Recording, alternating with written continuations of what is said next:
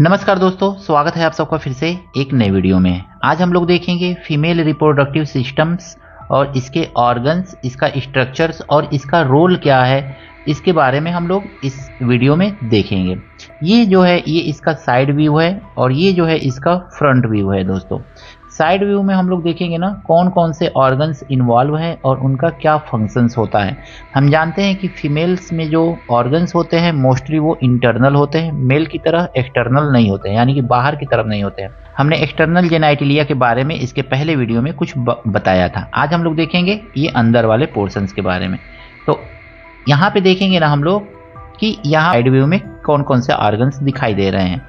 तो सबसे पहले देखेंगे ना तो यहाँ पे हमको क्या दिखाई देगा, एक छोटा सा ये ओवरी लाइक स्ट्रक्चर दिखाई देगा। साइड व्यू में ये स्पष्ट नहीं दिखाई दे रहा है, हम लोग जब फ्रंट व्यू में अभी देखेंगे तो स्पष्ट दिखाई देगा। यहाँ पे देखेंगे तो ये यूटेरस हमको दिखाई देता है। यूटेरस जो होता है ना, यूटेरस जो है आपका ये बहुत ही मैस्कुलर होता है, फ्लेक्सिबल होता है। ठीक है, ये पूरा का पूरा यूटेरस है। यूटेरस के आगे जब जाएंगे ना तो हमको क्या दिखाई देगा, मायोमेट्रियम दिखाई देगा। ये यूटेरस जो होता है ना ज़्यादातर मायोमेट्रियम स्मूथ मसल से बना होता है और स्मूथ मसल्स का फंक्शंस होता है, यानी कि प्रॉपर्टी होता है वो रिलैक्स होता है। रिलैक्स होने का मतलब है कि फ्लेक्स हो जाता है, फ्लेक्सिबल होता है। जब इसमें एम्ब्रियो का डेवलपमेंट होता है तो ये रिलैक्स यानी कि फ्लेक्स होकर के पीछे की तरफ दब जाता है और एम्ब्रियो को पूरा पूरा जगह देता है, डेवलपमेंट में हेल्प करता है। इसके बाद ना यहाँ पे देखेंगे तो ये कैविटी लाइक स्ट्रक्चर देखने को मिलता है। ठीक है, तो ये हालो कैविटी होता है, इसको हम लोग बोलते हैं यूटेराइन कैविटी। ये यूटेराइन कैविटी जब आगे की तरफ जाता है ना तो यहाँ पे ख़त्म होता है और यहाँ जहाँ ख़त्म होता है ना यहीं पे हमको क्या मिलता है, इस वाले पोर्शन को हम लोग सर्विक्स बोलते हैं। और सर्विक्स के आगे जो ये कैनाल लाइक स्ट्रक्चर है ना तो इसको सर्वाइकल कैनाल बोलते हैं।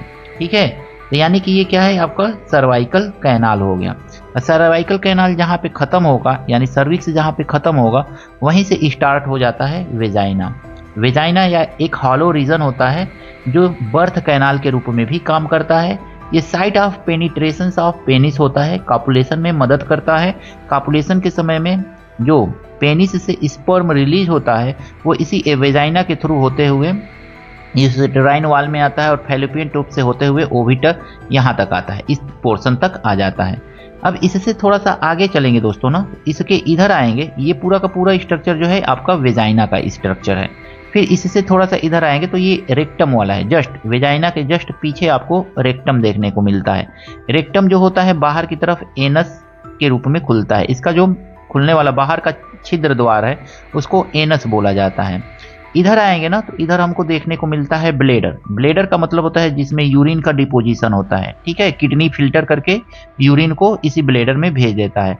अब ब्लेडर से होते हुए ये यूरिन जो है ना यूरेथ्रा के थ्रू बाहर की तरफ निकल जाता है, यानी कि जस्ट वेजाइना के जस्ट थोड़े से ऊपर आपको यूरेथ्रा का ओपनिंग देखने को मिलता है। ठीक है, ये यूरेथ्रा जो होता है ना मेल में बड़ा होता है और फीमेल में इसका साइज बहुत ही छोटा होता है।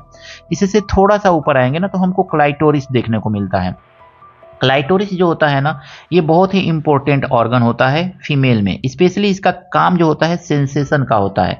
फीमेल बॉडी में इसका एक ही काम होता है सेंसेशन, और सेंसेशन जो होता है ये गुड फीलिंग कराता है। फीमेल्स में जो होता है ना गुड फीलिंग प्रोवाइड करने में हेल्प करता है और सेक्सुअल एराउजल में भी बहुत ही हेल्पफुल होता है। तो ये जो क्लाइटोरिस दिख रहा है ना ये सेक्सुअल एराउजल में बहुत ही हेल्पफुल होता है। तो इस तरह से हमने देखा यहाँ पे क्या, तो ये साइड व्यू हमने इसका पूरा का पूरा देख लिया। फीमेल रिप्रोडक्टिव सिस्टम का हमने साइड व्यू देखा। अब हम लोग देखेंगे फ्रंट व्यू से इसका क्या क्या ऑर्गन है और इसका फंक्शंस क्या है, इसका रोल क्या है। तो अगर में हम देखेंगे ना फ्रंट व्यू से तो सबसे पहले हमको ये यूटेरस दिखता है, ये पूरा का पूरा यूटेरस है। ठीक है, ये पूरा स्ट्रक्चर जो होता है इसको हम लोग यूटेरस बोलते हैं। और यूटेरस के ये जो साइड साइड में आपको दिख रहा है ना तो इसको बोलते हैं फैलोपियन ट्यूब। देखिए फैलोपियन ट्यूब, इसको ओविडक्ट भी बोला जाता है। तो फैलोपियन ट्यूब ओविडक्ट, ओवरी होता है। यहाँ पे देखेंगे ना तो यहाँ पे हमको ओवरी देखने को मिल रहा है, ये है आपका ओवरी। ओवरी का मेन काम क्या होता है, produce female gametes, estrogens and progesterone.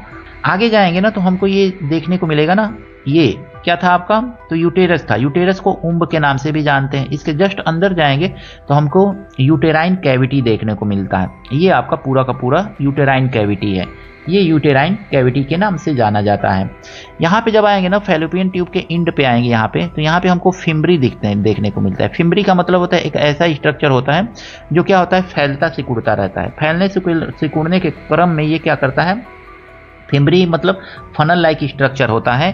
और फनल लाइक स्ट्रक्चर मतलब फनल को जैसे फैलता सिकुड़ता है तो वो अपनी तरफ चीज़ों को खींचता है। तो ओवरी से जब ओव्यूल का डिपोजिशन होता है तो वो ये फिम्बरी के द्वारा ही उसको अपनी तरफ सक किया जाता है। इस फिम्बरी के जस्ट ऊपर देखेंगे ना तो इनफंडिबुलम देखने को मिलता है।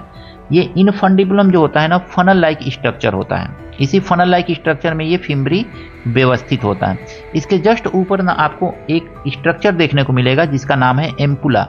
एम्पुला में ही क्या होता है ना, एग का स्पर्म के साथ फर्टिलाइजेशन होता है। एग और स्पर्म फर्टिलाइज इसी एम्पुला वाले रीजन में ही होते हैं। अब हम आएंगे ना यूटेरस में। यूटेरस देखेंगे ना तो यूटेरस में 3 वाल होते हैं। सबसे बाहर वाले वाल को नाम दिया जाता है पेरीमेट्रियम। ये सबसे बाहरी वाल होता है पेरीमेट्रियम। इससे थोड़ा सा अंदर जाएंगे ना तो इसका नाम होता है मायोमेट्रियम।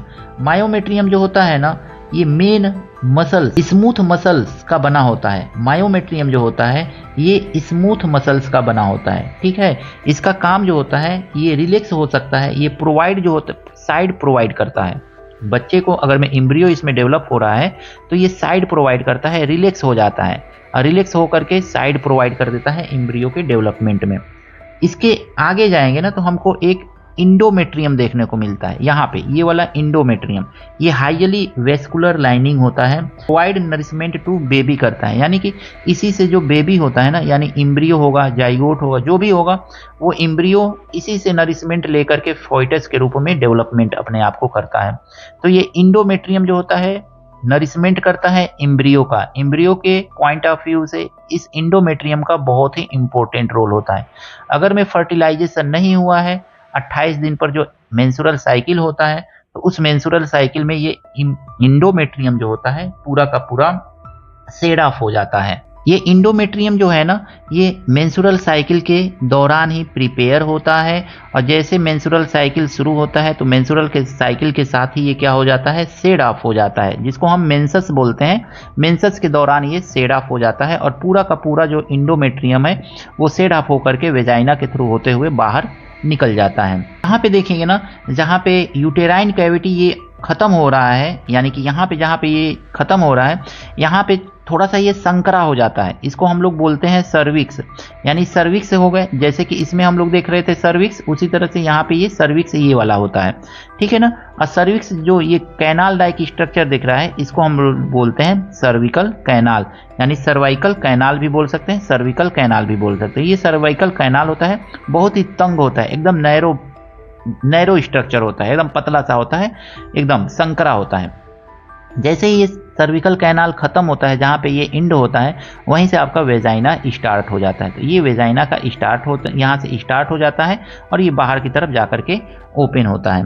यही वेजाइना जो होता है ये क्या होता है, तो ये कापुलेशन में, इसी में कापुलेशन के थ्रू स्पर्म का डिपोजिशन किया जाता है और यही स्पर्म जाता है, यहीं से स्पर्म जाता है, इस तरह से मूव करते हुए जाएगा यहाँ से, और इधर से एग रिलीज कर दिया जाएगा और फिम्बरी के द्वारा उसको सक करके यहाँ पे दोनों एग और स्पर्म दोनों आपस में मिलेंगे और मिलन को ही बोला जाता है फर्टिलाइजेशन। और फिर यहाँ से चलते हुए आकर के यहाँ पे मिल जाएंगे, आकर के यहाँ पे जाइगोट आकर के चिपक जाएगा और एम्ब्रियो के रूप में अपना डेवलपमेंट करेगा, इंडोमेट्रियम से अपना नरिशमेंट लेता रहेगा।